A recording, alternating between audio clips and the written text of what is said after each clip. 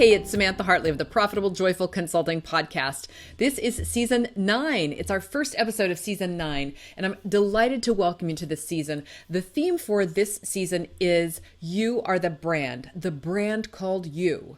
And what that means is that as the principle of your consulting business, really everything emanates from you and revolves around you. And you can do many things to build up a business in which you do almost none of the actual work, so that you're just the genius behind the things that happen, or you can have the whole thing center around you. Really, whatever you choose can work for you. But the important thing is that you know that you are the brand. It's the brand called you. So that means your identity is the business identity. And a lot of times what people are buying is you. They believe in you. They want to model you. They want the life you have. They want the values you represent. Everything that you come to them with, that's the thing they want for themselves. So it's incredibly important that you nurture yourself as the center of the brand. And I had 10 things here that I wanted to talk to you about, 10 quick tips about you being the brand. It's like if you were the talent in the business, right? If you were, let's say, the diva in the opera or Beyonce, she gets what she wants. We all know if there's no Beyonce, there's no nothing for anybody else. And so how do we treat that diva or that star? Well, we've always kind of talked about it like, oh, they're high maintenance and like it's, they have unreasonable demands. But really, your demands to be your best you are not unreasonable. They're like the requirement for you to be successful. So I not only want to give you permission to make big demands of yourself, I actually want to require you to do this for the talent in your business. And when I'm talking about the talent in the business, I mean you. So what do you need to do? Here's 10 things that I want you to think about as you are nurturing, becoming, expanding, being the brand and growing your business, right? This is the very heart and the center of it. So the first thing is give her what she wants. She ain't happy, nobody's happy. So what do you need? What do you want to have in your business? To me, the most important thing here is that you center the business around your joy and genius zone. If you don't want to work with a lot of clients, don't work with a lot of clients. Don't build a business where you're going to have 1,000 people to serve. If you want to have a high intimacy business, then build that business. If you don't want to work with anybody one-on-one or anybody personally, you can build that business. Listen, there are a million different business models within consulting even, counting all the ones that go beyond that. So you can build the business that really suits you and makes you happy. And why wouldn't you, right? If we wanted to be miserable, we'd all go back to corporate. So you can build the business that you want, and you only have to be clear on what that is. So get clear on what you want and begin building it. If it feels hard or out of reach for you, find support, get someone to help you. The second thing that I want you to do is she is your success. Like the diva, the talent, that's when she's successful, we're all successful. So you have to really focus on what makes you successful. All of the investments that you make in your business, the most valuable ones that you will ever make are the ones that you make for yourself. Hiring coaching, personal coaching, life coaching, business coaching, a personal trainer, a staff, a team, all of the investments that you make in yourself are the highest ROI things that you can possibly do. So I see a lot of people skimping out in this area. Do not skimp out on investing in yourself and being the best you that you can be. I've always said that the Army slogan from many years ago, be all you can be, is one of my favorite things ever. Why? Because I want you to be the most, be your youest you. Don't try to become someone else, but be the best version of yourself that you can be.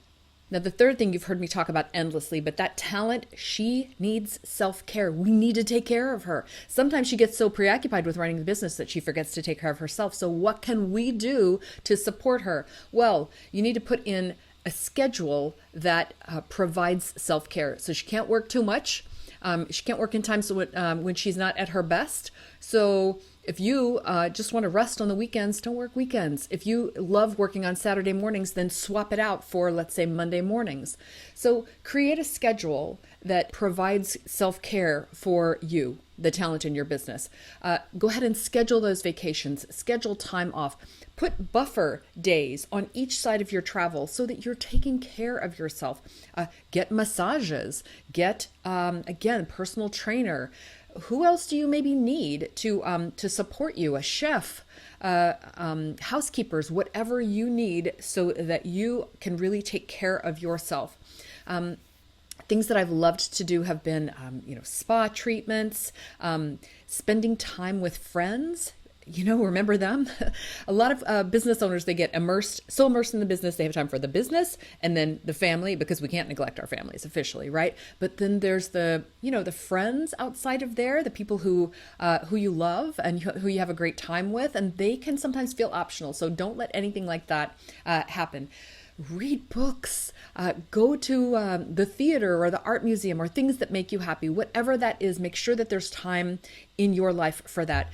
I've heard Brene Brown talk about pickleball as like her non-negotiable, like she's doing it for self-care. She's doing it to be the best version of herself. And I love that she does that. So know what your pickleball is and be sure that you're doing it. Number 4 is, how do you access your genius? We have to support the talent in the business by helping her to access her genius.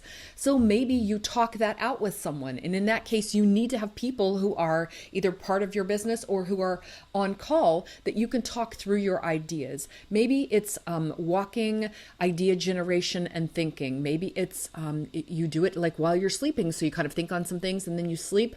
And then you come up with ideas in your sleep. So maybe that means scheduling naps, a reasonable bedtime, scheduling hikes, whatever are the ways that you're going to access your genius.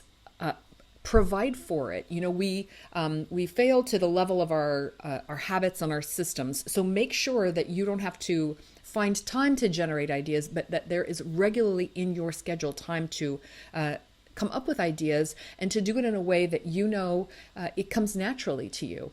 I love to get ideas out of smart people. And so idea generation in groups, more than one, has always been really joyful for me. Number 5, remove energy killers. You do not have time. Now let's think of our diva again. Like, she's got a show in 2 hours. We can't have anything upset her. We can't have anything distract her. She's focused. She's in the zone. So what can't happen? Some energy vampire can't come in there and visit her. She can't get an upsetting phone call or text. So what are the energy killers for you in your business? Are you doing nonsense tasks that somebody else would enjoy doing? Get that admin out of your way. Get those idiotic little things that you don't need to be doing out of your way. And listen, your idiotic little thing is going to be different from someone else's. So notice when in your day you're doing tasks and you're thinking, ugh, why am I doing this stupid thing? Or you have upsetting phone calls or, people coming into your work existence and bugging you with stuff. Remove those energy killers and figure out ways that you can create boundaries so that they don't come in anymore. We want, when you're working, for you to be at your peak and at your best. So definitely on a temporary basis, let's make sure that during your workday, they don't interrupt you.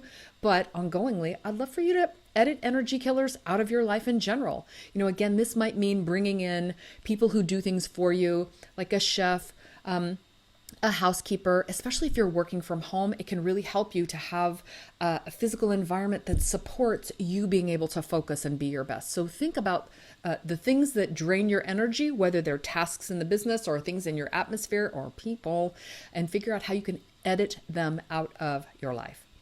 How does that talent do her best work? Does she do it alone or does she do it along with others? Do you need to have collaborators who are consistently working with you, or do you need to schedule a lot of time alone? I have a lot of clients who have identified that they have hermit archetype, which means that they really need to have a lot of alone time. Had a client realize this recently. She's protecting Mondays and Fridays for herself. So she's super busy, and that means a lot of intense meeting time on Tuesdays, Wednesdays, and Thursdays, but those Mondays and Fridays are sacred as hermit time. What is she doing during that time?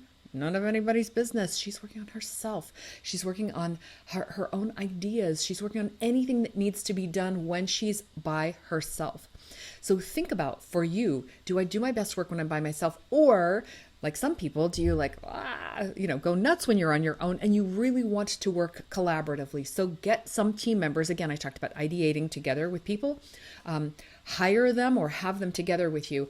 Do you work best in person? Do you want to be knee to knee, as someone once described to me? Should I like to have people, I'd like to sit knee to knee with the people that I'm working with so that I can come up with things? Or do you get filled up by a Zoom call? Is that enough interaction for you? So knowing how you do your best work, whether it's for your own business or with your clients, is going to be really essential for you in taking the best care of yourself. Remember, if the talent is happy, we all thrive. You have heard me say it before, and I'll say it again. Only do what only you can do. If somebody else can be doing this cheaper, faster, better, then you have to get rid of those tasks. What that means is that you will begin to focus specifically on your strengths.